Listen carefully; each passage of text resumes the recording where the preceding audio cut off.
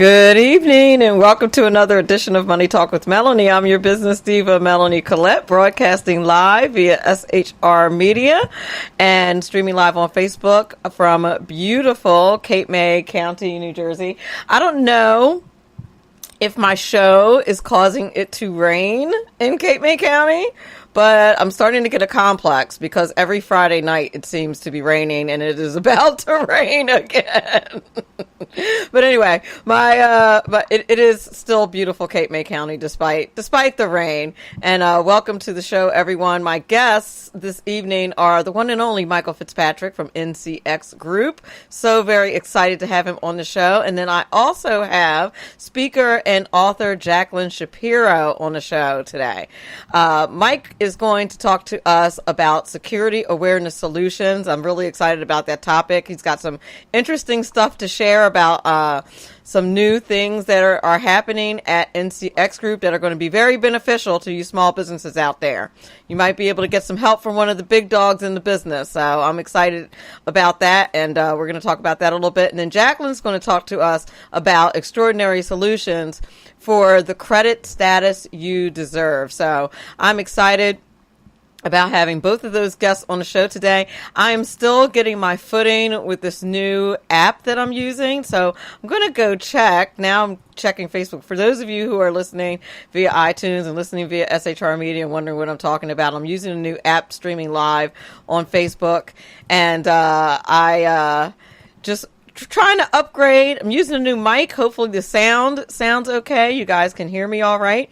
Got a new microphone. I'm upgrading the show a little bit as I go along. So hopefully my audience can benefit. But also, I have a co-pilot today. My little dog, those of you who follow me on social media know that I have a new addition to the family. So if you hear a little barky bark during the show, that is my new doggy, Denzel, who I think I'm going to take to calling him Denny. He responds better to Denny, and I haven't even had him a week yet, so he's just starting to kind of get used to the environment. And this is the first show that I've had with Denny around, so I'm not sure how he's going to respond to me not giving him his full and complete attention for a whole 2 hours straight. I suspect that is not going to go well. So we'll see. We shall see what happens with that. Oh, I'm glad the sound is good. Right now, he is just sitting next to me, just kind of looking around, threatening to bark.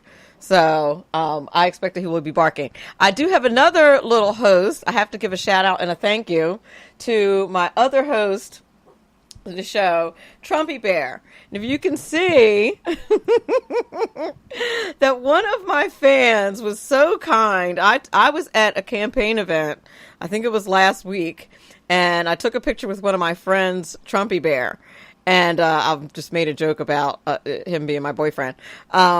And one of my devoted fans to the show sent me one that arrived today. And I am so very excited that I have Trumpy Bear as my co-pilot and my co-host today. But he's going to be sitting on the floor. I have a feeling, and actually I'm getting the little paw. He's the proverbial lapdog. So if you are watching this stream via Facebook, you're now looking at Denzel and getting to meet Denzel and seeing the cuteness. That is Denzel, who will be called Denny, who's going to sit on my lap probably the entire time. Now, my guest, who's also a good friend of mine, warned me that Denny would probably be yappy, and I told him not my dog, not my Denny. No, he's going to be sweet as pie, and he's going to be very well behaved during the broadcast. And about 2 seconds after he and I got on the phone, Denny proved me wrong. So I just found that super amusing. Super amusing. But let's talk a little bit about what's going on in the news, shall we? Hiring across the board fell in May, which was kind of, I don't find it all that strange. This is according to LinkedIn's June issue of the Workforce Report. It was down almost 10% last month from a year ago. But again, I don't find it all that strange considering that hiring's been super gangbusters for the last, couple of months. So I don't find it to be too alarming, and GDP is still doing well, and the fundamentals are still pretty solid. And the Fed has indicated that they have no plans on raising rates. So I think all in all, we are in good shape, even though it was lower than projected. You know what?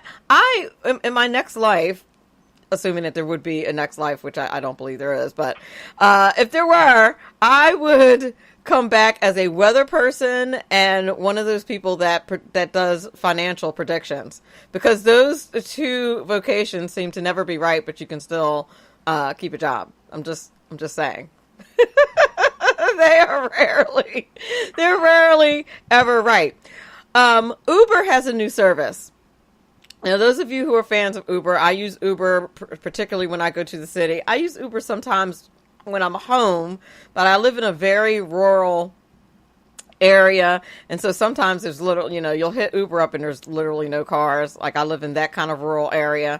A friend of mine teases me that I live where there's cows, and no, there's just a lot of trees. There's no cows, and the beach.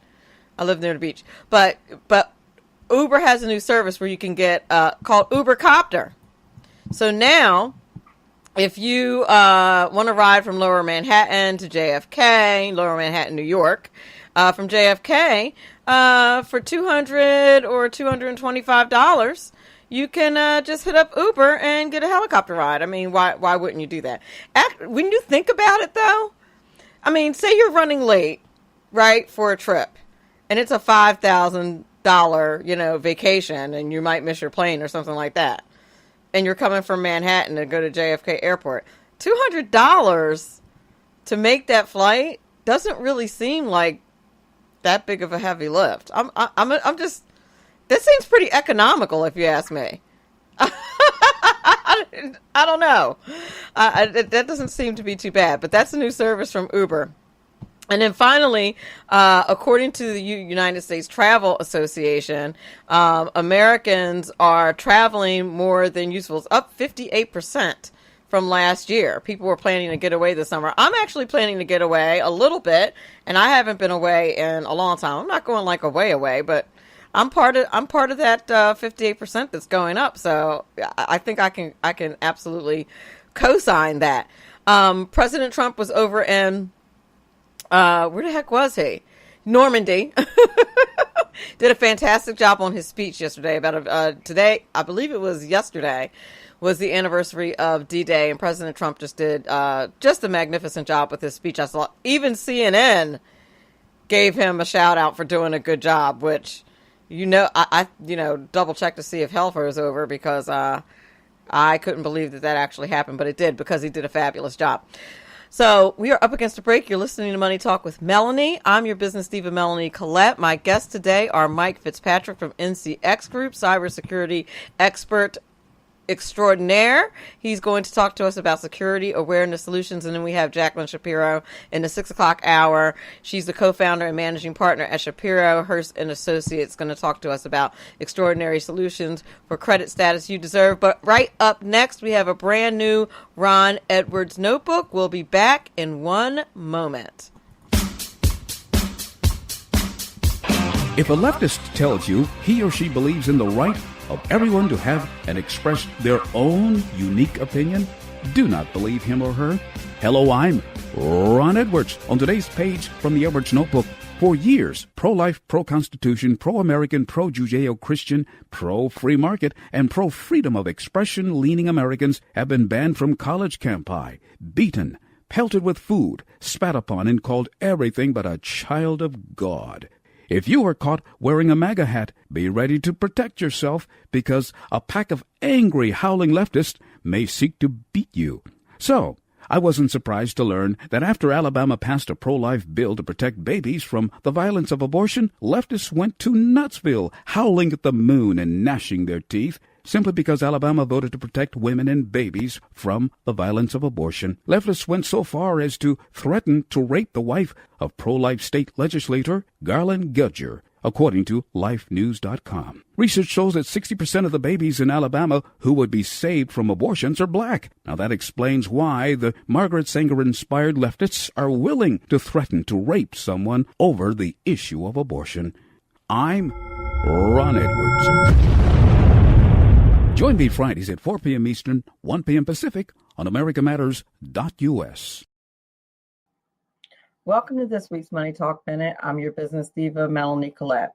In this week's Money Talk Minute, we talk retirement readiness. Think you're ready to retire? Well, there's a few things that you must do before you walk out that door. The first thing you want to do is make sure you take inventory of your assets. And in doing so, you also want to make sure that you know what liabilities you have in the process. Next, you want to pay off any debt that you might have. Eliminating all debt is going to make things far more comfortable once you retire. The next thing you need to do is find out where you stand financially. By counting up all your assets and then your liabilities, you'll have a much better picture of where you stand financially. Next, you need to know how much money you need to retire. And then finally, you'll need to know exactly how it is that you withdraw money from any retirement accounts that you might have and apply for Social Security. That's this week's Money Talk Minute. I'm your business diva, Melanie Collette. Remember, Money Talk with Melanie airs live on Facebook at 5 p.m. East, 2 p.m. West, and also on shrmedia.com. Making a living can be tough these days with so many jobs going overseas. If you love numbers and puzzles and want job security, you can become a tax specialist with an amazing 6-month tax course from Tax Mama. Operate your own tax practice locally or anywhere in the world where there are American taxpayers. It's a great way to write off your trips to visit family for months at a time. Everything you need to pass the IRS 3 special enrollment examinations is included in this course. Visit irsexams.school. And if you need more than 6 months, that's okay. Take your time. You're in the course until you pass the exams or until you unsubscribe and reject Tax Mama's emails.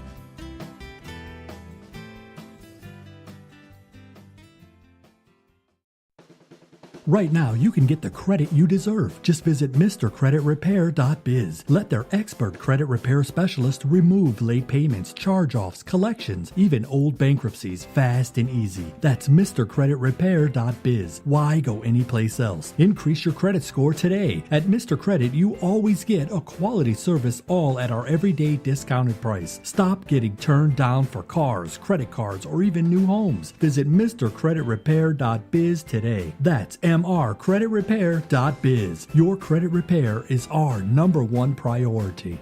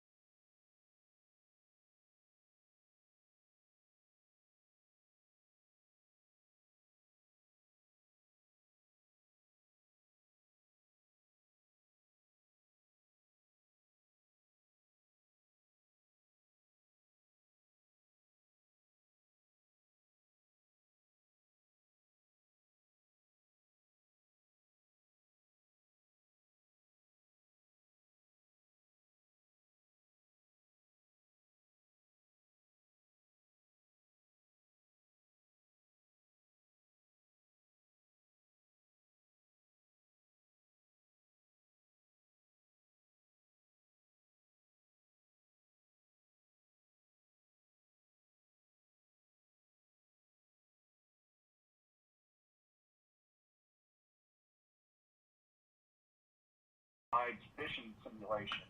You can actually go through and answer a series of about 60 questions and get a score of where you compare to the, let's say, the NIST requirements for federal contractors, for a lot of compliance requirements. NIST is the standard that everybody is moving to. It'll actually give you a score in how you compare to NIST. It's cost effective. If you go with the Pro solution, it starts at about $800 a month for up to 100 employees. So, I mean, it's really cost effective. It provides the training that you need and the education that you need. I think you were going to play one of the videos to give them a sense of what that would sound like. I am. I was just about to say that, and I wanted to frame it a little bit because part of the reason why this training is so necessary is because cybersecurity breaches can happen very simply, and I think the video, you guys will only get the sound, but if you listen closely, you'll be able to hear quite clearly what happens, and I think this is stuff that happens all the time in everyday scenarios, and how easily a security breach can take place, and I guarantee you many people have never even thought of this. So listen, it's about a 3-minute video, but if you listen carefully, you've probably done this before and not even known that you've created some kind of breach or something similar. So listen closely to this video.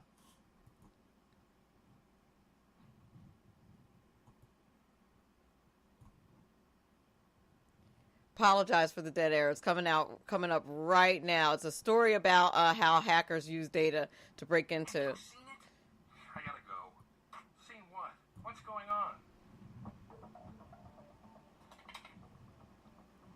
即使是最微弱的风，它也能转动，因为涡轮机的外面有发电机，显著可降低电力的损耗。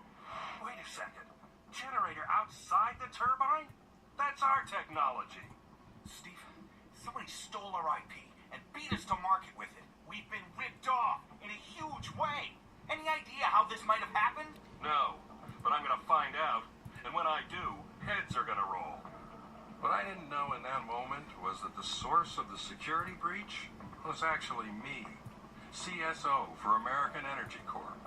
I made a single mistake that allowed our entire network to be hacked and our most valuable IP to be stolen. And it all started with a simple password slip about a year ago.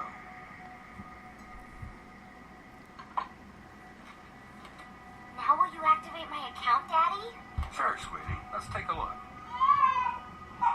Steve, I'm busy. You see what he needs? Oh, you promised. After coffee, remember? Steve! Dad! I know this looks harmless, but what you're watching is a slip that ended up costing my company millions. All because I made the mistake of using the same username and password I use at work to activate my daughter's toy account. 6 weeks later, the company that manufactures the tablet experienced a security breach of their own, and my username and password were stolen by hackers. VTech tablet breach executed. And get this.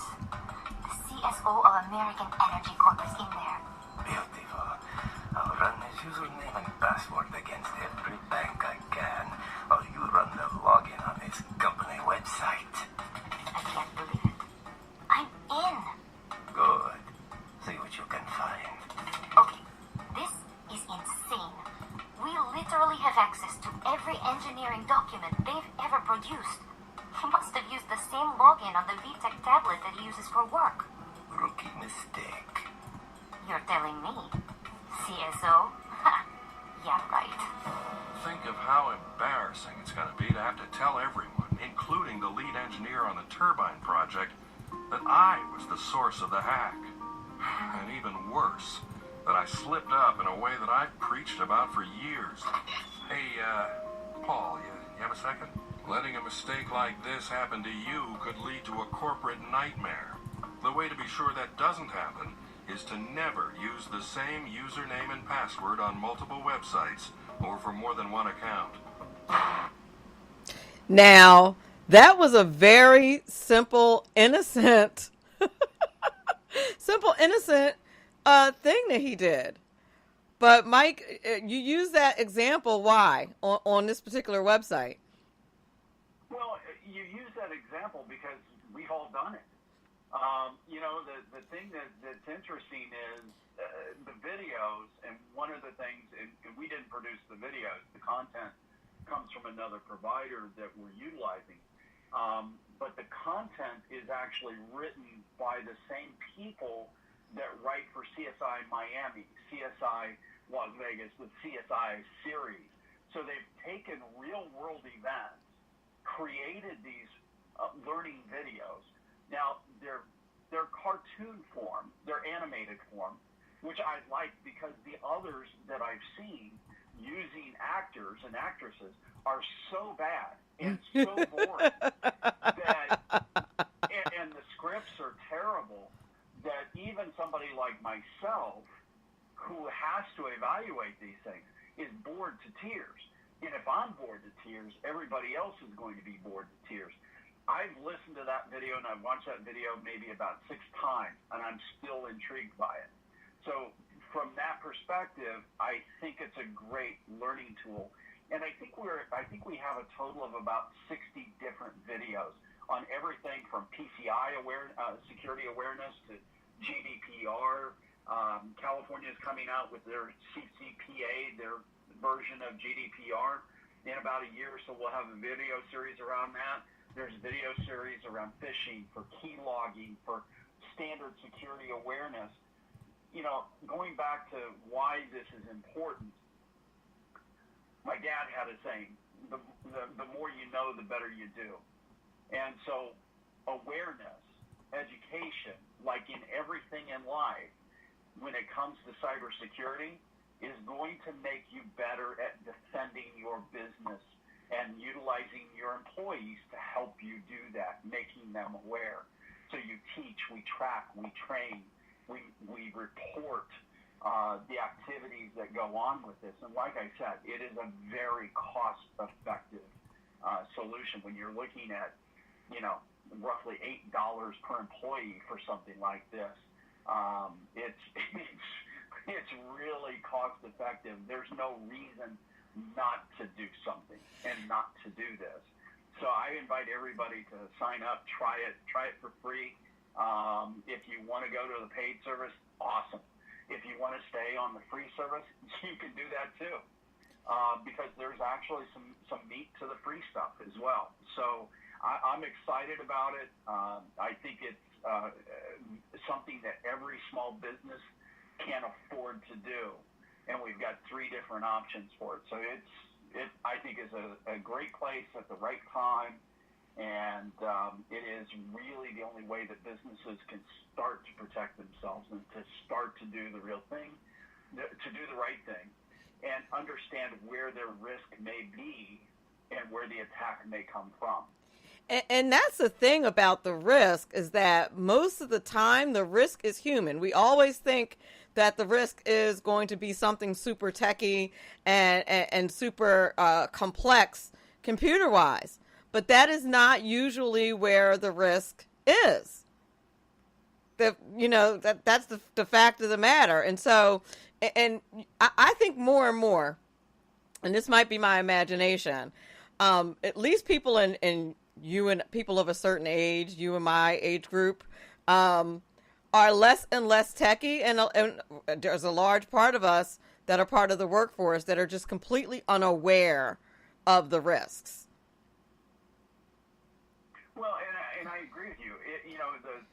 What they were talking about in that video was the technology from this windmill manufacturer here in the United States that really was stolen. The company is based in St. Louis, and it wasn't through the use of a password.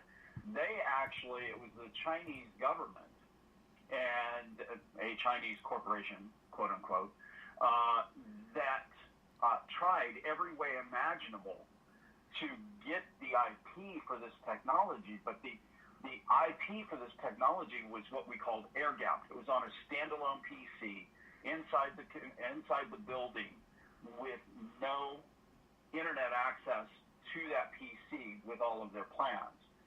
So what they did is they paid off an employee that had access. They gave gave them $2 to $3 million. I don't remember the exact figure. Whoa! The person went in with a thumb drive and pulled the files off and then provided that to the Chinese company. And then all of a sudden, the Chinese company is manufacturing the same equipment that this American company invented, to the point where they changed nothing. The Chinese parts would actually fit into the American company's equipment, or vice versa. So corporate espionage, thank you, social engineering, these kinds of things are a real easy-to-do type of attack. I mean, in the past, we've talked our way into the control room for water treatment facilities. We've gotten into where the machines are, where the knobs are that change the chemical makeup of everybody, of the area's water. Now, we talked our way from the front gate, through the front desk, to the IT department, through the IT department, and into the SCADA control room. Now, SCADA controls control everything from roller coasters, elevators, to nuclear power plants. Now, that's absolutely frightening. Right. Something goes wrong with SCADA systems, people die. It's not a breach, people die. That's frightening. So the easiest point of attack is at the physical level. It's the easiest way to exploit people, because the weakness here is everybody loves to be helpful. And as a bad guy, when I'm pretending to be a bad guy, I count on that. Right. No, you're absolutely right. And before you were able to offer this service to small businesses, only the larger companies could avail themselves of the service of a company like yours. Well, and we work with companies, and I have them across the spectrum. We have one client that is 15 employees, but they're publicly traded. Right. So they have massive compliance requirements to deal with. And it's unusually expensive for a small company of 15 employees in light of Sarbanes-Oxley, when they're paying the same amount of money to become compliant with Sarbanes-Oxley as GM, because it's a one-size-fits-all kind of thing. So we have one client that's 15 employees, publicly traded, and then on the other end of the scale, we have a client that is a global Fortune 50, actually a couple of global Fortune 50 companies. And one is in steel and aluminum, the other is in ports and logistics. So we've got a number of different companies: education, retail, healthcare, banking, finance, mortgage companies, across the board is typically who we work with. Excellent. But go ahead. I'm sorry. What I like about this is a cost-effective solution for small business. And the reality for small business in tackling cybersecurity is, one, CEOs and business owners, you are not paying enough attention to this. It is your number one risk that you face. It is the one thing that will put you out of business in a heartbeat. The data is absolutely clear on this. You will not survive.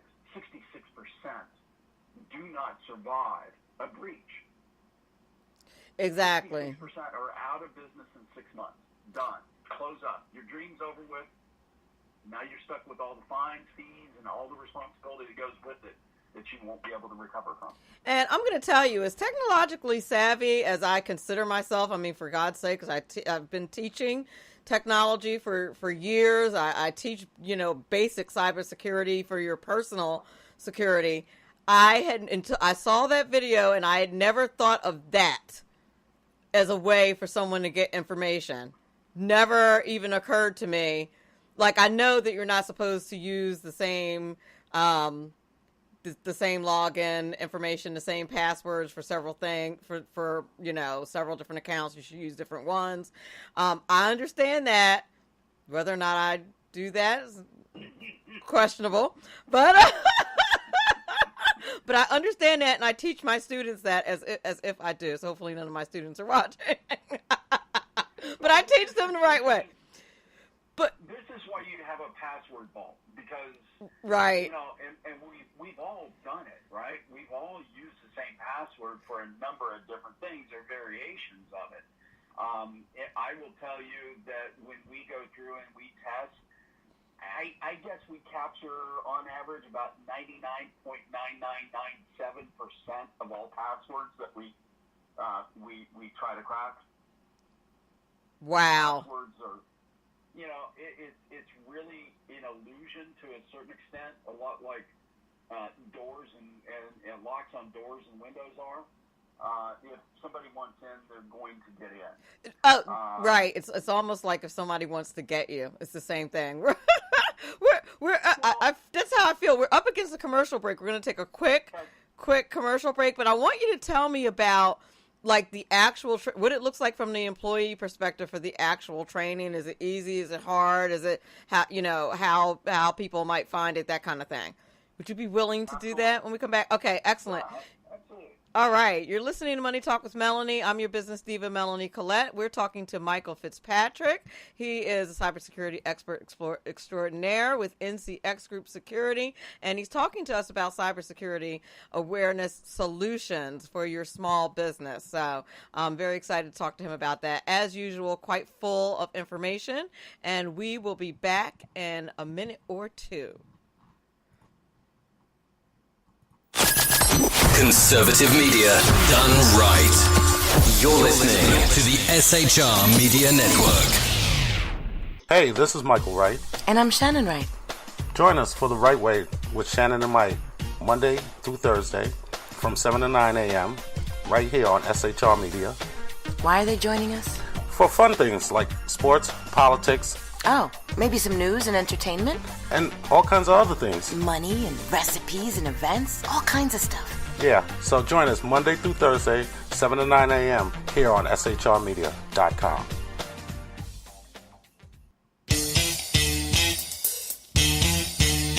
From a public locker inside a dilapidated Long Island rail station comes a show designed to piss off liberals using truth, facts, and ridicule. The Lid Radio Show, featuring the conservative voice from the People's Republic of New York, the Lid himself, Jeff Dunitz. Tune in every Wednesday at 2 p.m. Eastern, 11 a.m. Pacific on the SHR Media Network. Go to shrmedia.com. At Lid Radio, we fight for the truth, justice, and a good kosher T-bone.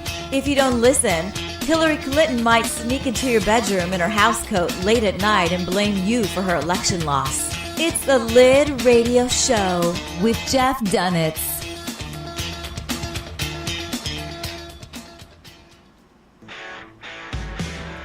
Hey girls, Carry Girl Gear is here. More and more women every day are concealed carrying, participating in competitive shooting, and getting firearms training. It's not a boys' club anymore, and we don't have to shop in their stores anymore either. Finally, a cool and unique clothing line just for women. Dope tees and hats for the patriotic concealed carry and 2A girl. So what are you waiting for? Go check out carrygirlgear.com today. It's your business diva here, Melanie Collette. I am inviting you to a front row seat as I discuss some of the most intriguing details of wealth and finance with today's movers and shakers in the world of business. Listen in and discover financial truths on a global, domestic, and household scale. Uncover topics that will impact your wallet today and in the future. Money Talk with Melanie airs Monday through Friday, 5 p.m. East, 2 p.m. West, right here on SHR Media and High Plains Pundit Talk Radio. You can't afford to miss it.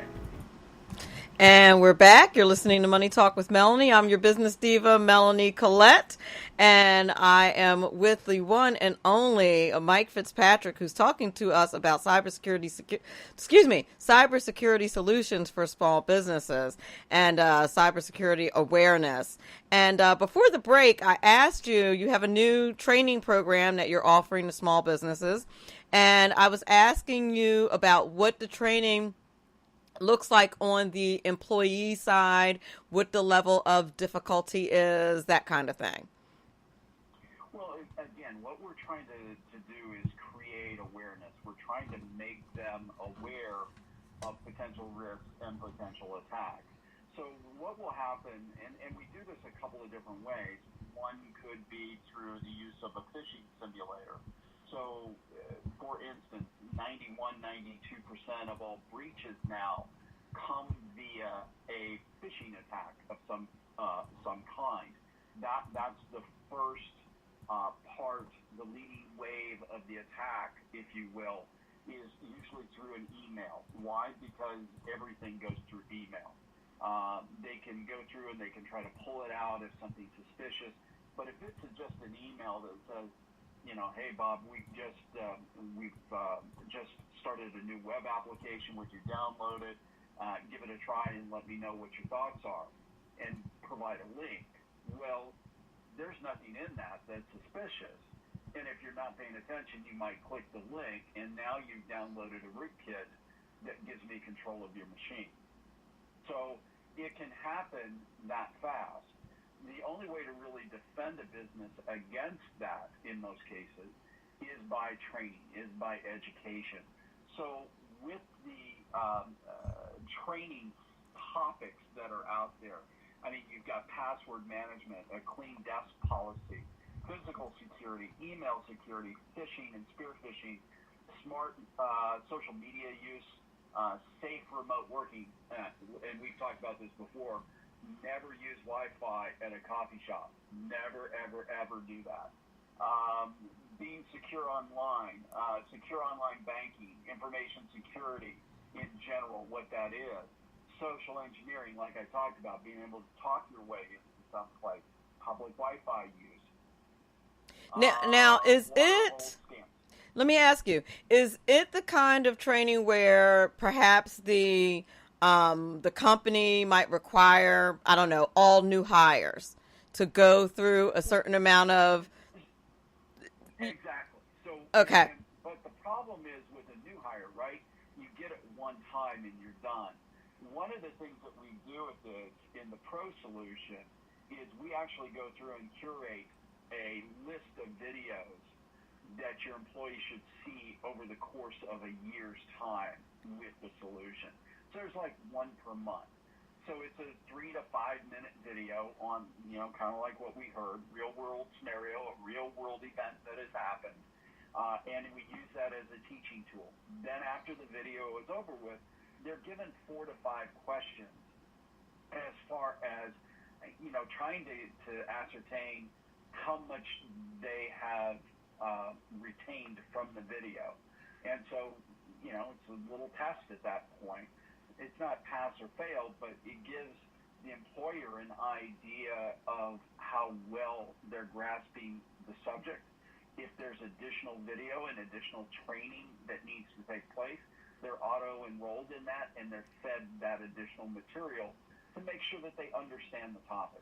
Oh, wow. They're auto-enrolled, and I like that. Now, the way it works with... we have a similar thing that we have to do as teachers, and we have to do the same training every year.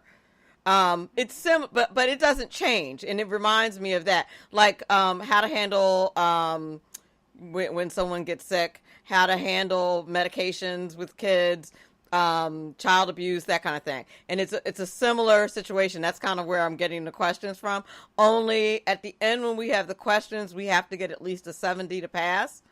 Like they don't that's the only difference. They don't re-enroll us. You have to get a 70. They make us do it again. And there's like 20 something like that. So we go through and we re-enroll those that are struggling with it, right? Because that's who you need to have the additional education with. You don't if somebody's grasping it and understanding it, and they're not tricky questions. They're pretty straightforward. Again, we're not here to inhibit what's going on in Workday.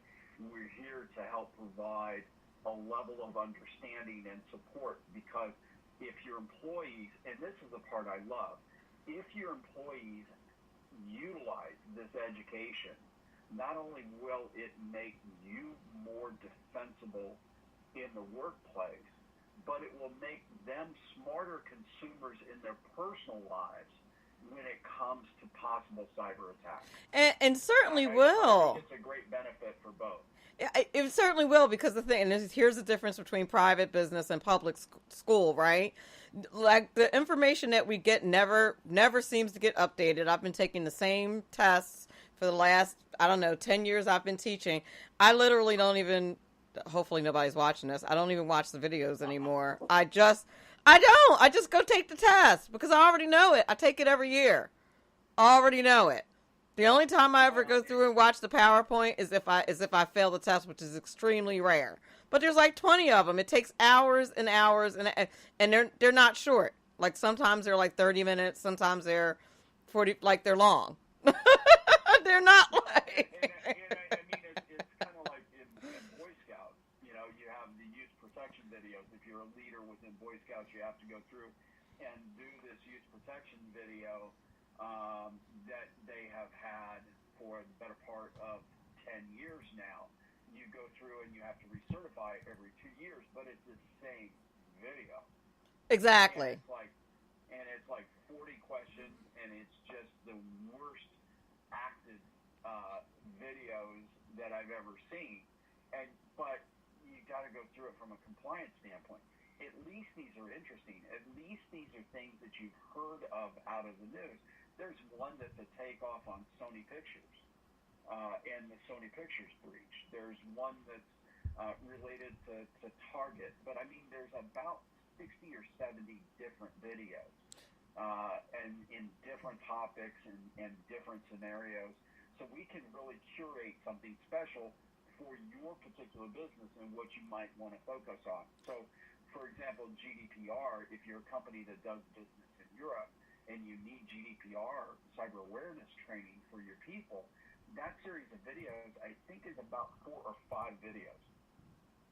So it's not just one and done, but they're, again, 3 to 5 minute vignettes, if you will, that are designed, it's kind of like my podcast on cybersecurity, bite-sized security. It's meant to be bite-sized, because if you're able to digest that small bite and build upon it as you go, you're going to get better at understanding this. And if you're better at understanding it, it makes it harder for the bad guys to get past you and your employees.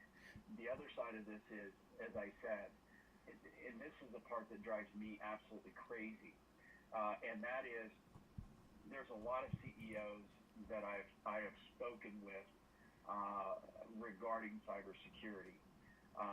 It is astounding to me how little emphasis they put on that in protecting themselves, their business, their employees, the growth, the future growth of their companies. It is the thing that will wipe you out, and the data is clear on this. One of the things that executives don't understand about cybersecurity, and I think they believe that we are making the numbers up as professionals, but there are laws on the books that require notification of a cybersecurity breach in every state. Oh, absolutely. In order to do the notification, what do you have to do, Melanie? You have to do a postmortem and make a determination what happened, right? Yep. You have to go through and do that and dissect it and understand what the costs were from the impact of fines, fees, downtime, lost production, impact to business and revenues. The data is there. It is absolutely 100% correct. We know that in 2018, 53% of all small and mid-sized businesses were breached. Of that, 66% were out of business in 6 months. We do know this to be true. And I think when it comes out of the mouth of somebody who's offering cybersecurity, I guess they're like, that can't be true. They're exaggerating. But seriously, you could Google it. And the information is there. I've read it several times, that the information is there, and it's pretty consistent across the board that 66% of businesses go out of business if there's a cybersecurity breach. And I think the other thing that people don't think of, they think they're a small business and nobody is targeting them. But what they don't think about is for example, the scenario that was in the video, which is, maybe they weren't targeting you in the beginning, but they stumbled upon your information and thought, let's go in and get it. Well, and again, why? Because you're not protected typically. We know, you know that you don't have IT services up on everything, as far as security services, I should say. It's the path of least resistance. I mean, this is not rocket science. No. The bad guys are intelligent people. They're not kids in a basement eating pizza and hacking you for fun. It's organized crime. It's state-sponsored actors. There's teams that go through. I mean, we heard of this week alone, and we were talking about this early in the show or before the show. This week alone, from Friday, Memorial Day weekend to today, there have been 900 million profiles exposed through 3 breaches. First American title, your title to your home is in jeopardy. You know, there's a great service out there called Title Lock. Sign up for it because somebody could sell your home out from under you with the information taken from First American. Number 2. Wow. No, I was just about to say that you know, you don't even hear about breaches in the news anymore unless it's a really huge one. Like I haven't heard of any of these breaches that you're talking about. Okay, so Equifax, right? A year ago, 2 years ago, Moody's just downgraded that company as a result of that breach. That was only $455 million. First American Title is double that. Now you also throw in Quest Labs or LabCorp. So if you've had medical lab work done, I heard about that one. Those have also been exposed. So some of the richest data in the world to mine is medical records and go ahead. I'm sorry. And your title to your home, because it's got wire transfer information, it's got Social Security numbers, it's got, you know, think about everything that goes into a mortgage that's in your title. So you have to realize that this data is incredibly valuable to bad guys. You have to do something to protect it. That's absolutely nuts. And I've been hearing about the title, about people taking the titles and selling your house right out from under you. And that sounds completely insane. And how can you even fix that? By the time it gets to that point, I mean, come on. Yeah. That's. Or they go out and get a loan. They run up the equity and leave you run up the financing on the home and leave you to deal with the consequence of it. Oh my goodness. Well, tell the small businesses, we have 3 minutes left. Tell people how they can get in touch with you, how they can avail themselves of the services, get pricing, all that kind of stuff. Okay, so the best way to get in touch with us is through the website ncxgroup.com, and that's N as in Nancy, C as in Charlie, X as in X-ray, group.com. Social platforms are NCX Group, whether that's on Facebook, Twitter, or Instagram. We don't do much on Instagram, but there's still some stuff out there. And then if you want to try the training, I've posted the link here in the Facey chat. Sign up for it. Try it. Play with it. I really think that it's I'm excited about it because Melanie, you know my story. I started this business 18 years ago with $3,000 to my name, a stay-at-home wife, an 18-month-old son. And like every other business owner, you have sleepless nights. There's things that keep you up. There's things that keep you awake. And when you look at what could absolutely cripple a small business from a cyber attack standpoint, there are things that you can do to prevent it, and you need to take those steps. That's why this offering is so important to me. It personally, I think it is something that every business can do. It is cost effective. It yields great results. It at least allows you to have an understanding of where you are. It lets you practice types of attacks and defending them off. I think it's a great first step for a lot of businesses that haven't done anything yet. I agree. I agree with you completely. Protect yourselves. Avail yourself of this service. It's a great idea. And thank you once again, Mr. Mike Fitzpatrick, for being on the show.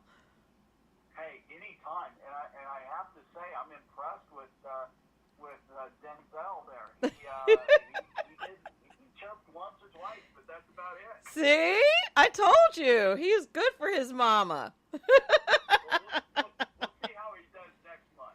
He's new at the house. That's true. He is. He's new to now. If anybody had come in here, it would have been a different story. I had the windows open before the show started, and he was hearing all kinds of birds, and he was barking his face off. And I was like, what is going on? Yeah, so I shut the windows. And he seemed to pull it together after. I was like, why? What is wrong with you? He loves birds and rabbits, and I don't mean to play with. I think he wants to eat one. It's not a good situation. Give it a good shot at it anyway. I know that, my lab will actually go chasing in the yard. It gets pretty close. Yeah, so does Denzel. He got off his leash twice because they now have these breakaway collars now. So I had to get like a real collar that he couldn't get out of because he broke away twice chasing rabbits.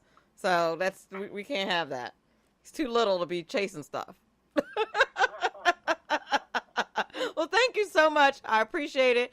And I will talk to you next month. I'm sure I'll talk to you sooner. All right, thanks. You are listening to Money Talk with Melanie. I'm your business diva, Melanie Collette. That was the one and only Michael Fitzpatrick. Check out his cybersecurity awareness training for your small business. It's a great idea. I'm telling you for sure.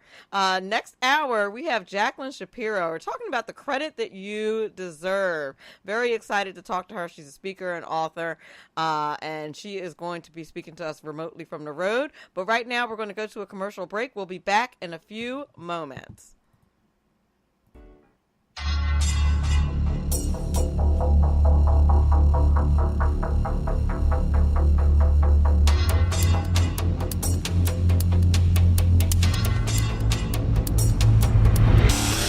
The new show on the SHR Media Network, Sackheads Against Tyranny. On shrmedia.com. Go there quick like a bunny, 11 p.m. Eastern, 8 p.m. Pacific, every Wednesday. Live and direct on the SHR Media Network. shrmedia.com. Be there.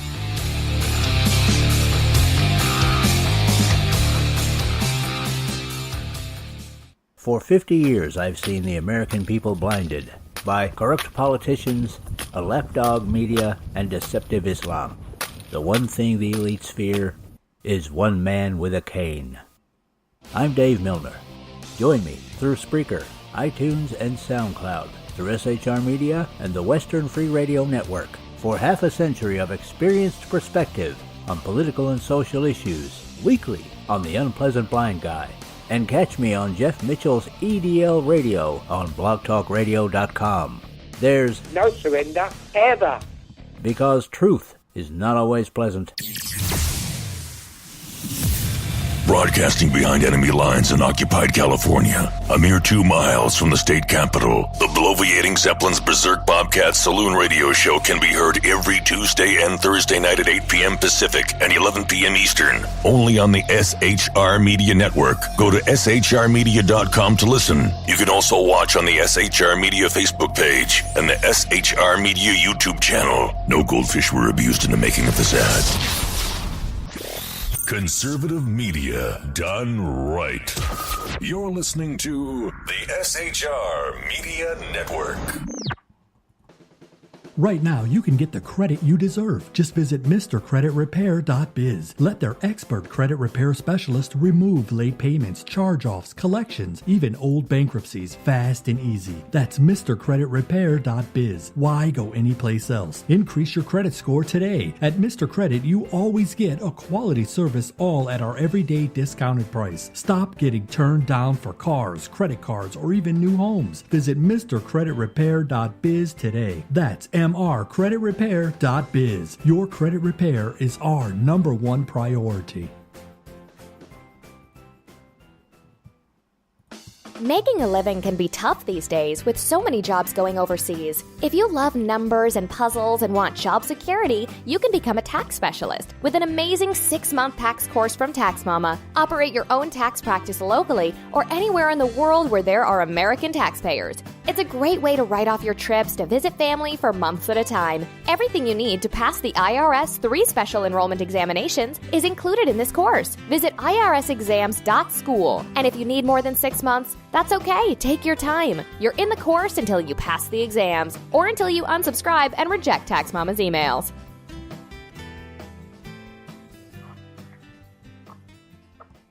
And we're back. You're listening to Money Talk with Melanie. I'm your business diva, Melanie Collette. Our guest for the second hour is Ms. Jacklyn Shapiro. She's the co-founder and managing partner at Shapiro, Hurst, and Associates, LLC.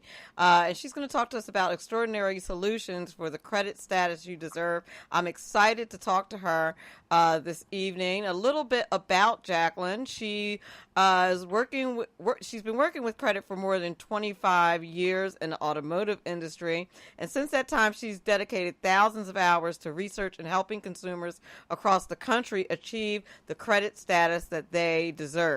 She had the esteemed honor to have been mentored on the intricacies of credit, the credit bureaus, and the state of federal laws governing credit from the foremost experts in the industry. In addition, she's been a guest on radio shows such as The Automotive Edge with Kurt Chase, Real Talk with Willie Lambert, and Chasing the Truth on ESPN. And she's also been featured on Mike Crichton's National Credit Webinar Seasons, recognized by Strathmore's Who's Who worldwide as a woman of excellence, and The Good Life TV with Beverly Fell Jones. And we are very excited to have her on the show. She's also a published author and impassioned speaker with the determination to empower everyone around her with knowledge. So we're very excited to have her on the show to talk to us about getting the credit we deserve this evening. And without further ado, Ms. Jacklyn Shapiro, how are you? Hello, Melanie. How are you this evening? I am fantastic. I'm excited to talk to you about this topic. I think that probably, unless everyone has been perfect, people all over the country, probably all over the world, have at some point or another had trouble with their credit, unless even the Dave Ramseys of the world have had some issues with their credit. So, yeah, definitely, most definitely. And before we move forward with any questions, I wanted to know, is there anything that I left out of your bio that you wanted to let the audience know? No, it's way too long as it is. Thank you for that. You know, well, that's the thing. Once you get to the point where you're appearing on people's shows and podcasts, your resume is super long by then. And then it's hard to cut it. Then they don't know. It's hard to cut it short. That's because you've accomplished some things. That's a good thing. You know, it's so true what you said. Everybody experiences a credit issue. And what I found is, Melanie, it doesn't matter if you're an NFL player or if you're the teacher down the street, because some of our clients fall into both realms. Everyone will experience a credit issue. It's only a matter of when it happens and to what degree.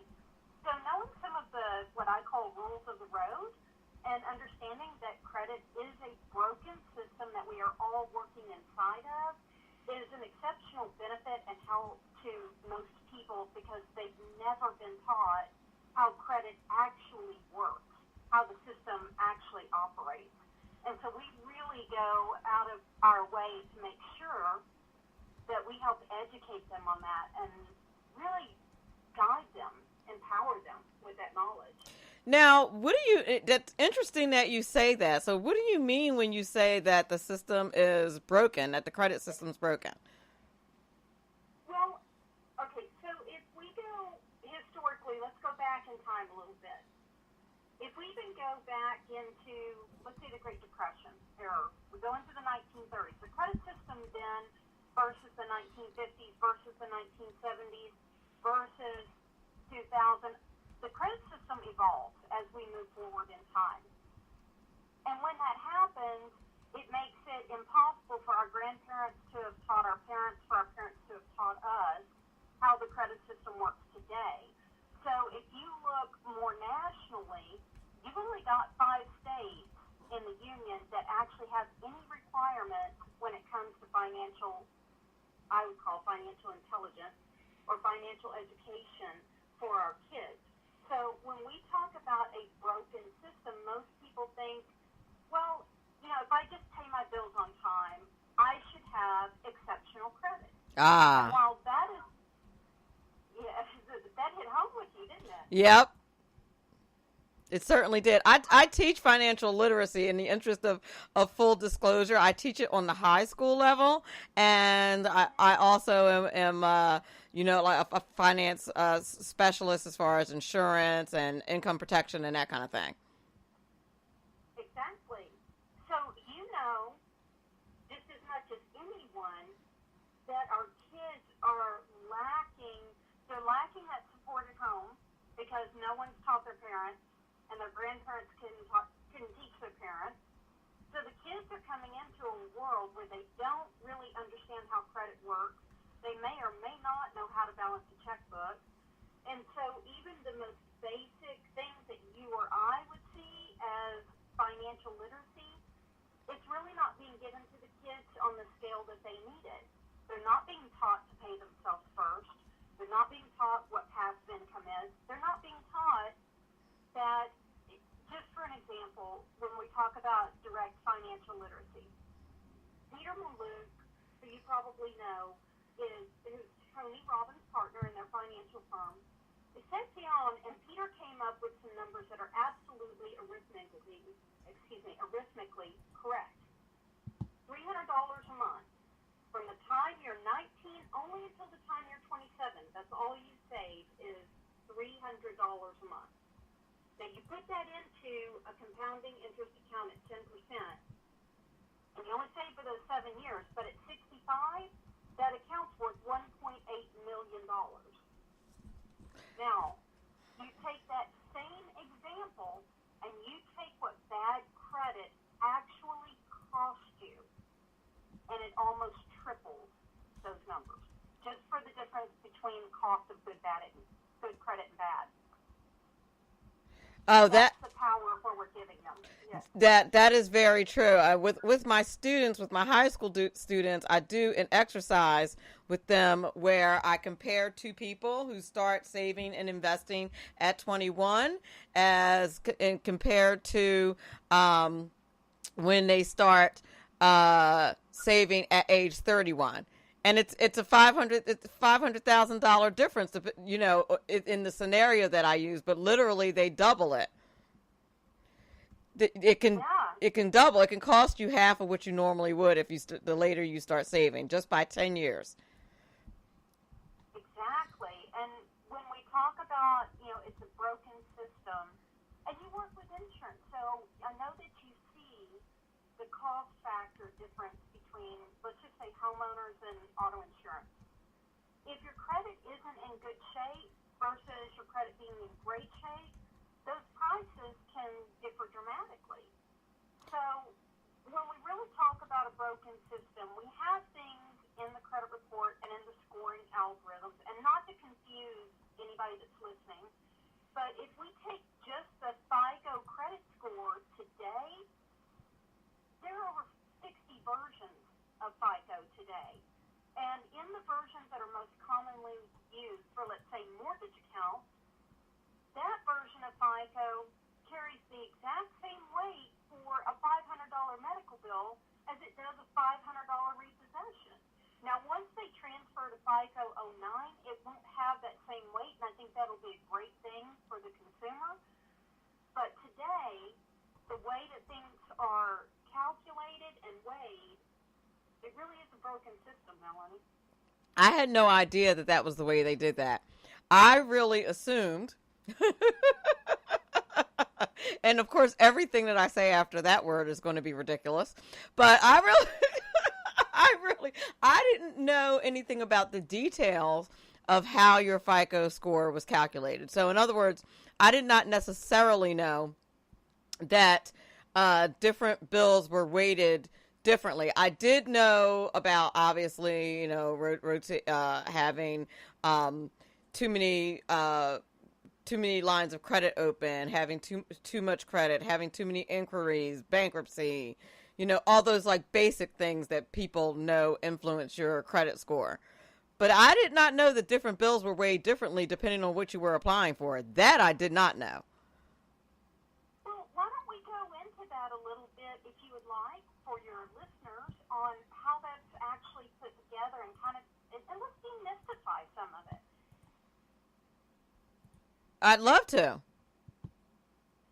All right, so let's just talk about, and first and foremost, I would tell anybody that's listening, if you go and pull your own credit reports online, there are 100 places you can do it, and the vast majority of those, unless you go to myfico.com, where you're going to pay more for it, but even if you do that, that score isn't going to match, let's say, a mortgage lender or an auto dealership or a credit card company that's looking at you. So anything you pull yourself online, realize that most of that is going to be based off of a Vantage credit score, and it's going to be different. Generally speaking, Vantage will show you a higher credit score than FICO, and it can be as much as a 40 to 60 point difference. Now, when we really talk about FICO, and that's where the bulk of the information of what people really need to understand is that all they're really doing, that 3-digit credit score or that 3-digit number, it's not just a number. It's actually a 2-year projection of your ability to pay your bills. That's what it physically represents. Whoa! I didn't know that either. Keep going. Sorry. I didn't know that either.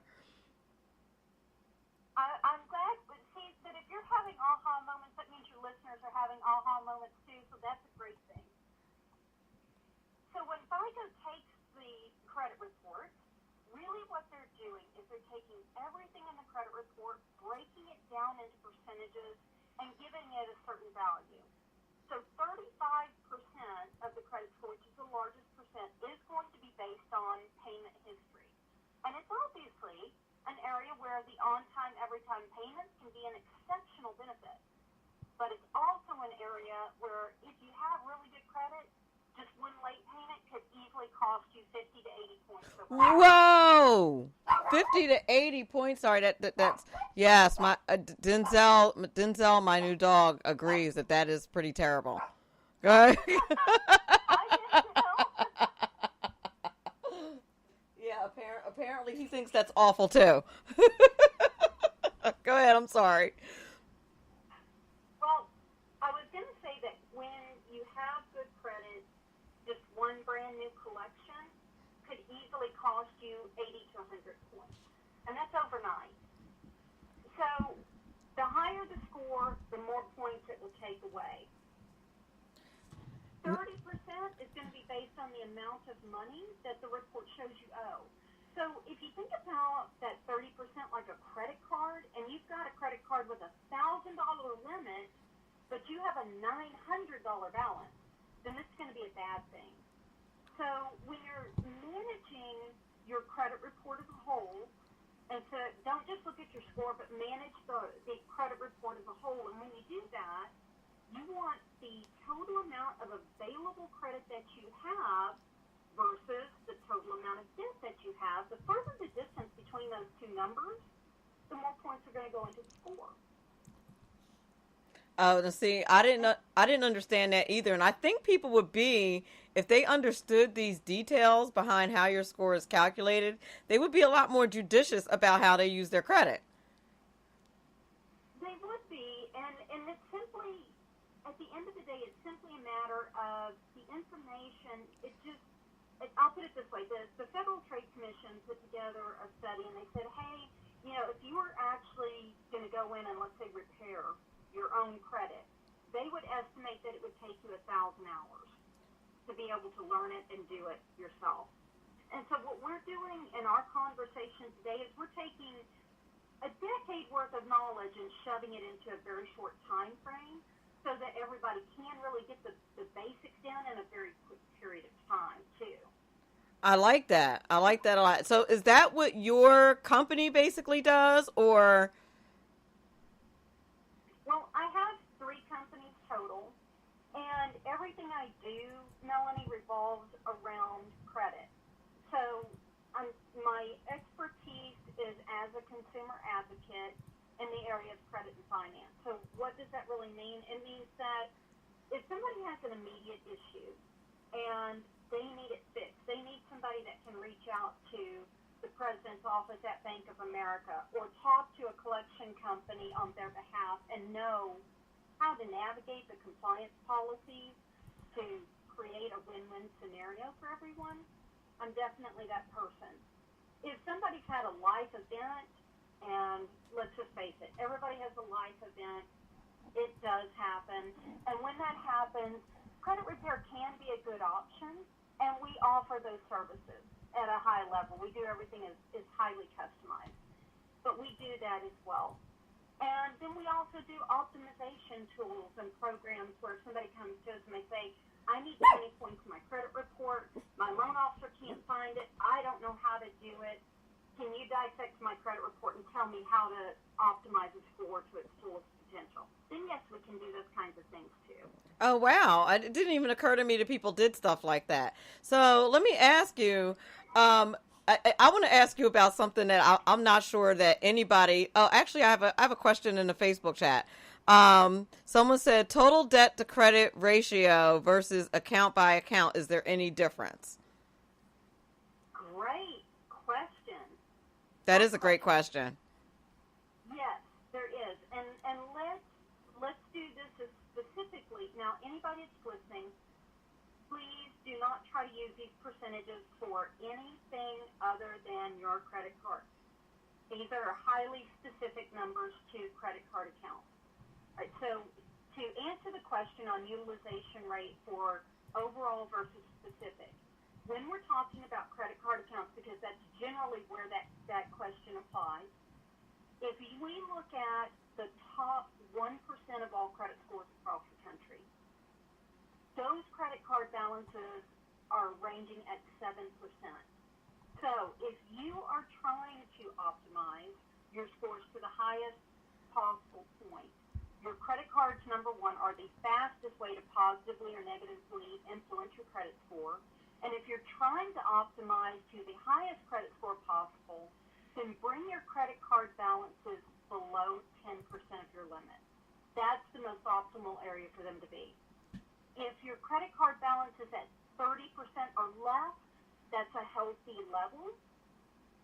But the day that your credit card balance hits 50% of your limit, you will automatically start to suppress and depress your credit scores, and they will remain lowered until you pay that card off.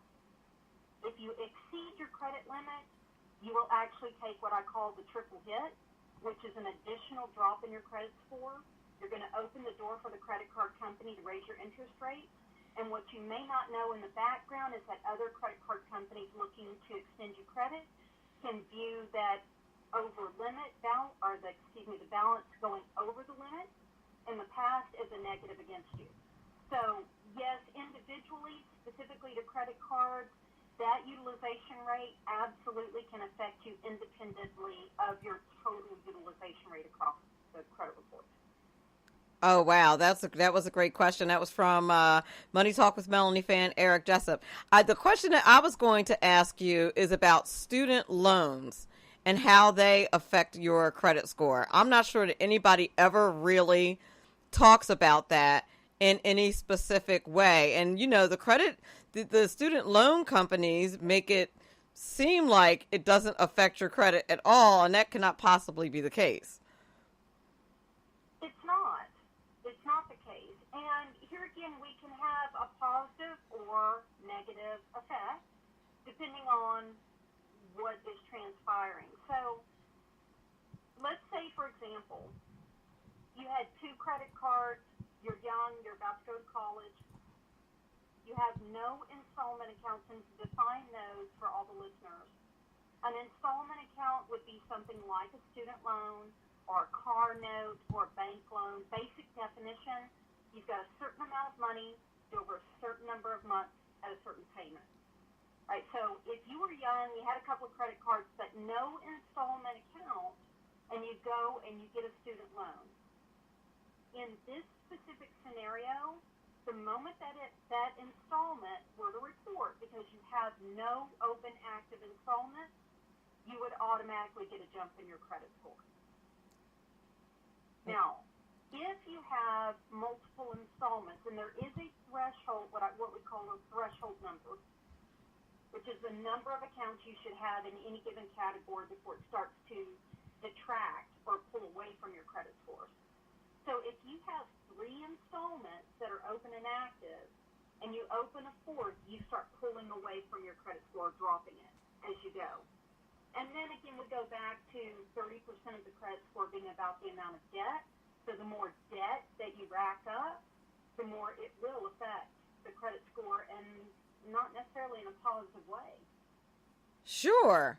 No, that makes a lot of sense. Now, there's a proposal out there in Congress. Well, it's probably not in Congress. It was just something that somebody in Congress kind of put out there, that there should be a limit on interest rates for credit card companies.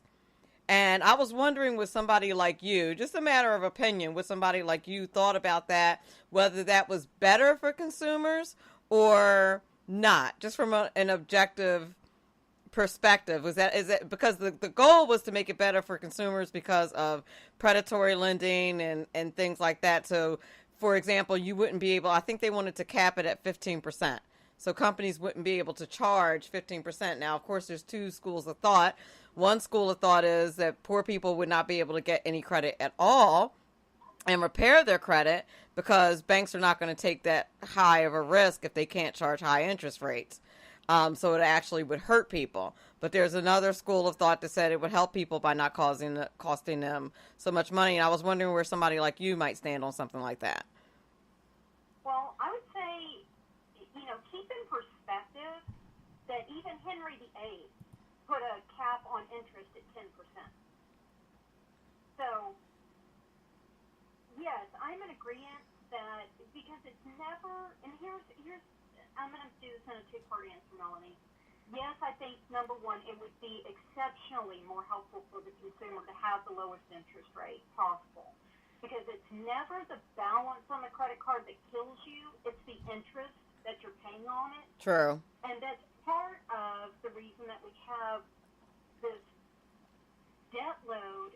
Right now, the debt load in America is higher than it was in 2007, 2008, when everything absolutely crashed. We have more debt now than we did then. And credit cards are a big factor in that. So if we could bring to some of those credit cards, and I know you've seen them too, where they're at 29%. Can you imagine paying 29% on your car? Yeah, that would look like? That's incredibly high. It is. And so if that interest rate comes down, I think it contributes back to the financial health of the country. And also keep in mind that these credit card companies, Melanie, credit card companies today, they have insurance policies on their accounts. So when someone doesn't pay, they do have insurance. They do get to take a large percentage of a defaulted account, write it off at the top of their taxes as a bad debt or charge off, profit and loss. And then they get paid when they sell it off to a collector as well. So credit card companies, this is the reason that they are making billions of dollars. And Bank of America alone, they process about 60 million payments a day. So, do I feel bad for the credit card companies? This is personal opinion, but no, I really don't. No, listen, that's what I asked for, is your personal opinion. And of course, based on your professional expertise, that's what I wanted to know, how you felt about that. Well, you asked a question and you asked me a question. I'll tell you exactly how I think. Oh, no, that's exactly what I wanted to know. So if someone, it's funny because I said, Doug in the Facebook chat was responding to what I said about somebody building credit. And Doug said if someone just declared bankruptcy, which would be true, but I was thinking that would be the only circumstance in which somebody's interest rates were that high is probably if they're coming out of a bankruptcy or if they already had some kind of bad credit or something like that. Well, and keep in mind, too, that if there and you had that life event or the bankruptcy, or you had some major thing happen where now you're trying to rebuild credit, you can start small. And you can start with even a secured credit card if you need to. And even that would have lower interest rates than some of the major brand accounts that have higher interest rates. And if you are rebuilding, it doesn't matter if it has a $200 limit on it, as long as you're doing something that is moving the credit back to a healthy state. That's very true. Doug in the Facebook chat said 14.99 APR compounded by second. I mean, it's true. It compounds so fast. And one of the exercises that I do with my students is that as well, to show the difference between, compound interest and simple interest and how it really adds up. Now, I do that it's very difficult to get them to understand the difference between the interest, I don't know why, the difference between the interest rates on a credit card and the interest rate that you get saving, that it's essentially the same thing, but it has to do what you do. It has to do with what you're doing with your money, whether or not you're creating debt or whether or not you're putting it away so that you are gaining interest. And hopefully you're getting compounded interest. But it's hard for them to understand that they're both sides of the same coin. When we talk to kids about the same thing, I use the $300 example because usually if they can break it down into a small number that they can see a massive difference from, and then we also incorporate things like, I don't know, it just depends on the age of the child, too. High school is much different than, let's say, a 12-year-old. True. Now, I do high school, and we have a scenario where the kid's name is Justin, and he gets a credit card for the first time, and he's buying stuff a little bit at a time. But over the course of about 6 months, you see his payment like double and triple because of the interest, and they have to actually do the math. And they can see how quickly that payment goes up and what little you have to buy. I mean, he starts off by, spending like maybe $200 in 1 month, and, something happens and he can only pay the minimum payment. And, that's when you start to go downhill. As soon as you can only pay the minimum payment, it's a quick roll downhill to a very high payment and in a near impossible situation. Right. And then, even if, and we do this too, we'll take like a credit card statement that will show where the credit card company is telling you, if you only make the minimum payment, you'll be out of debt in 16 years. Right. And they just started requiring credit card companies to tell you that, I don't know, a few years ago, but I cracked up when I saw it. I was like, oh, good Lord. but I think there's a part that kind of does the opposite when people see that. They're like, whatever. You know what I mean? Like, I'm just going to have this payment forever. So I think there's a part of me that thinks that it had the opposite effect than what it was supposed to have. It was supposed to get people to say, let me go ahead and pay this off, but I don't think that that's how it's necessarily working. Well, I think that there are a couple of reasons that we're seeing that, Melanie. I think that people are in such debt loads right now that, we're talking about a large percentage have such high debt loads that they don't see a way out, and the only thing that they can see is, I'm going to make my minimum payment, I'm going to keep a roof over our heads, eat some food on the table, and keep digging in the trenches until we can get into a better position. The only problem is if they're not paying themselves first to begin with, the conversation remains of, I'll do this when I have enough. I'll do this when I saved enough. I'll do this when I have something left over. And if you're not paying yourself first, then the win never gets here. Exactly. Now, I had a question for my students. One time I said, what do you think paying yourself first means? Right? And this was before I taught them what paying yourself first means, and the answers were very interesting and entertaining from my perspective. But for the for the sake of the audience who has never heard this terminology before, I was surprised that the students had never heard that term before in regard to saving money.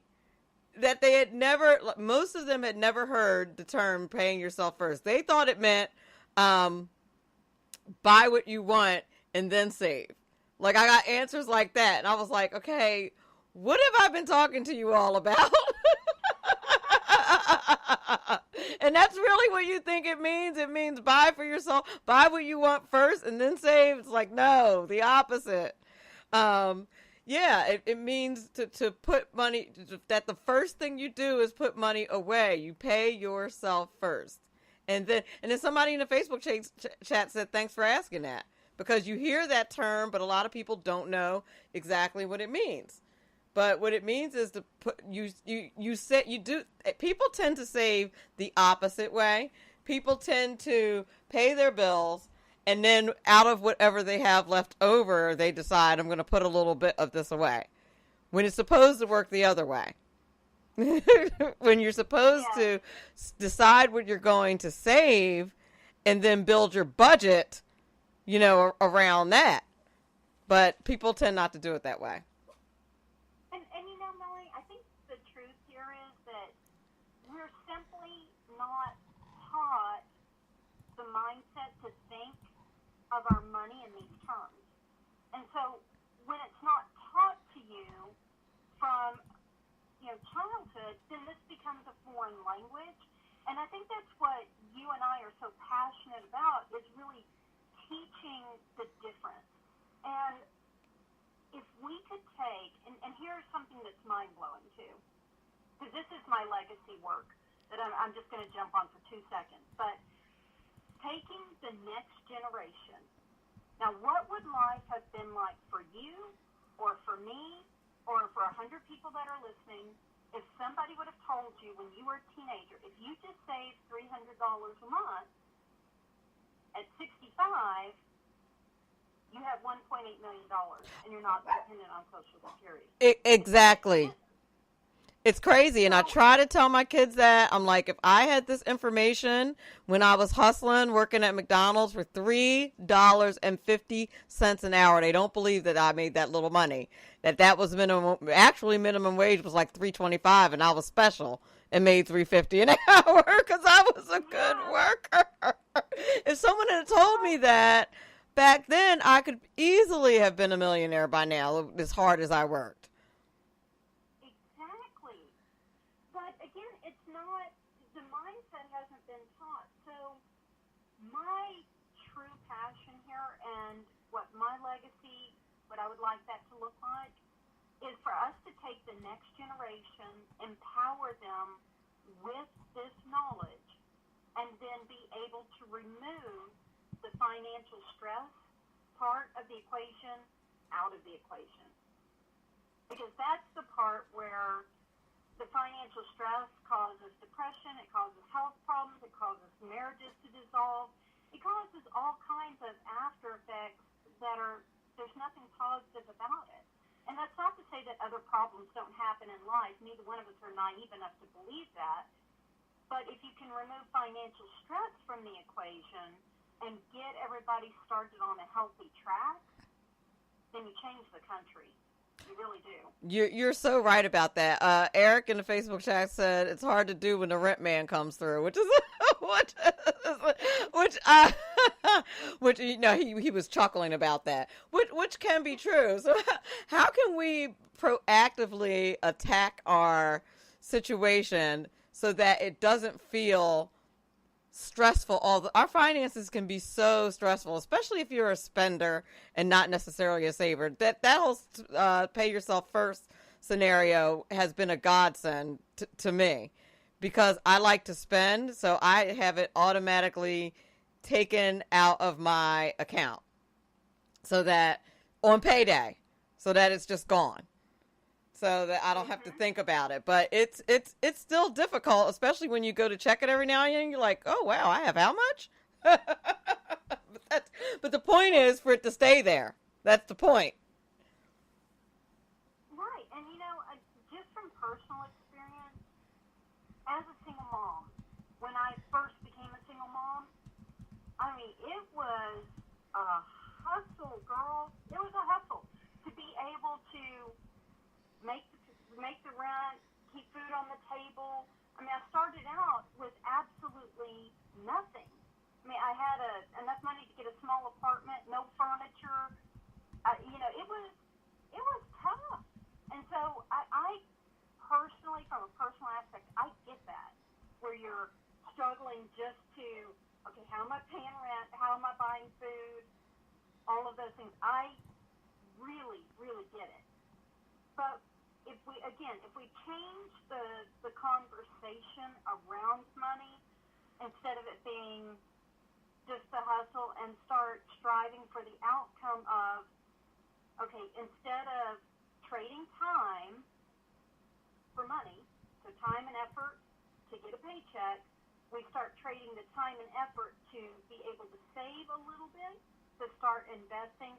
I keep it simple with the kids and just call it the 3 pillars of wealth, which for them is business, stock market, and real estate.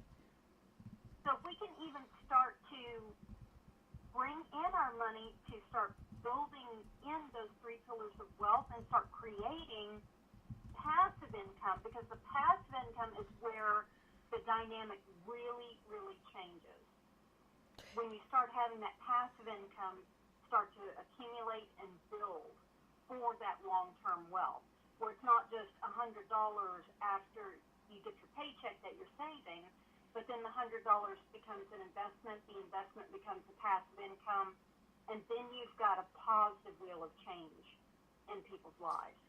Oh, that's good. That's good. Doug says strategies matter, and they do. And the kind of employment that you seek matters too. I mean, you get to a certain age and you realize, like, is this all that I want to do? And I think that's the birth nowadays, because of technology. I think entrepreneurship is a little bit easier. Is not the word I necessarily want to use, but there's a lot more opportunities for entrepreneurship with the advent of technology. I think it makes it if you're able to use it, it makes it easier to create passive incomes and multiple streams of incomes where you're not necessarily, working for every dollar, working for a strategy, and confined to just the salary that you make. Oh, absolutely. And there's so much opportunity out there, and it's really a matter of just thinking.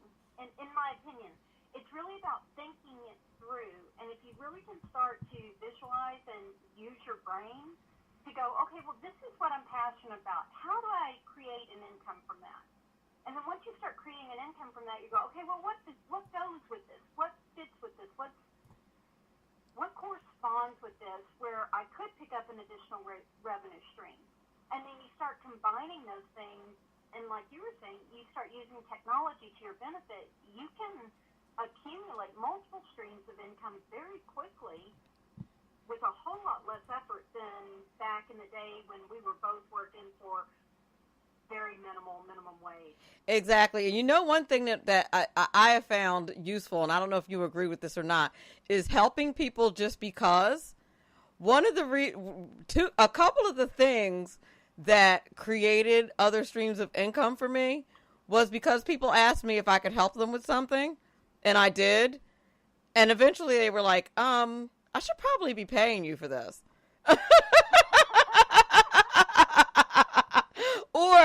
Or someone that I'm having dinner with later, a friend of mine who I consider a mentor and a businesswoman in her own right. I should really have her on the show. Her name is Sue Adelizi. She said to me, I was doing some volunteer work for someone, and she said to me, they should be paying you. She's like, that's nice that you're volunteering and all, but they should be paying you. And it opened up a consulting business that she started that consulting business, basically, because I was doing it, and I mean, to the tune of a significant amount of money. Let's just put it that way. So, yeah. And she was like, why are you doing that for free? They don't appreciate you, and they should be paying you. And that is literally how it went down. And so the next time they asked me to perform that particular service, I sent them a contract and they paid it and didn't even blink. So it was crazy. So a lot of times you can create businesses by accident. And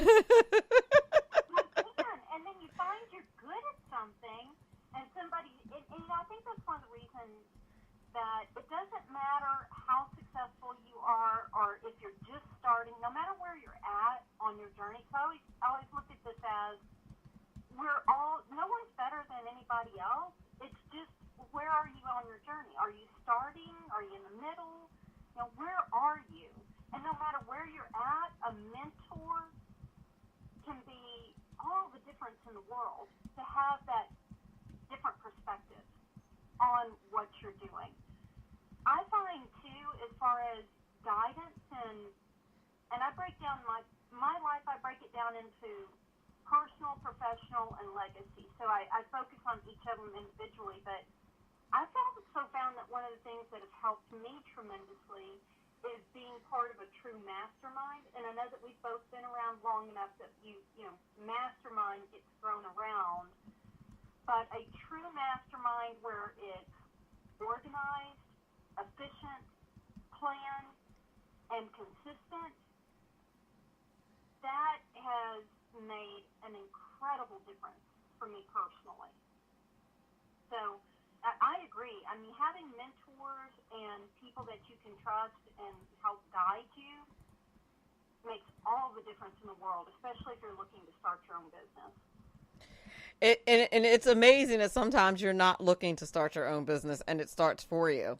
I was helping another friend with technology and just kept helping him. He would ask me to do stuff and he was like, I should be paying you for this. How about being my technology consultant and I'll pay you a certain amount of money a month to do that? I was like, all right.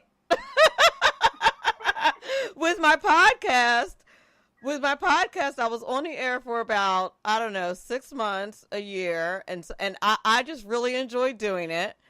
And someone asked me, do you take sponsors? And I was like, yeah. Why, yes, I do. Let me look into the pricing for that. And by that, I mean, go do some research and figure out how much I should be charging for that. So a lot of these things really literally happen by accident, by doing stuff that you enjoy. And as corny as it sounds, I think helping other people is a big get. Oh, it's absolutely, and it's one of the secrets of the wealthy, is that they always are contributing. So, yes, absolutely. It's a major part of financial success, too. And it is, and a lot of people, as much as I think rich people get thrown under the bus or not for not being generous, but I've worked with and for a couple of bazillionaires. Back in the day, I used to be an executive assistant, and they're some of the most generous people around. But a lot of times what they do is they donate anonymously because everybody will be banging down your door if you put your name on your big donation. So consequently, they don't get credit for donating the money because nobody knows that they did it. But that's not why you donate money in the first place, right? So, right. But I found that to be consistent among the wealthy, that a lot of them tend to donate anonymously to protect themselves from wasting what is valuable time. When you're a busy person that owns a business, you can't, meet with everyone who has their hand out for money. So, that's kind of like a strategy that I have found a lot of wealthy people use when they want to donate to causes that are important to them. Absolutely, it is. And, for your listeners, too, if while we're talking about mentors and financial wealth, and, you would be really surprised, even the people that are famous, public figures, very well to do in the business world, don't be afraid to approach those people and ask them to mentor you. Yeah, there are going to be some of them that may say, no, I'm sorry, I don't have time. But a very dear friend of mine, Nancy Lieberman, became her mentor simply because she asked. So I would also encourage anybody that's listening, if you are thinking about going this type of path that Melanie and I are talking about, don't be afraid to ask. And generally when we ask for help, and sometimes I think that, as business owners or professionals, we feel hesitant to ask for help because we think we should know already, when truthfully, when we do ask for help, some of the most amazing things can come from it when we do. That is very true. That is very true. I love that. So listen, how can people get in touch with you if they want to avail themselves of your services? You can reach me. I'm going to give you phone number, email, and website. Okay. So if you want to find us on the web, just go to Shapiro-Hurst.com. SHAPIRO-HURST.com. Or you can text me at, not text me, but email me at Jackie@Shapiro-Hurst.com. And our main phone number is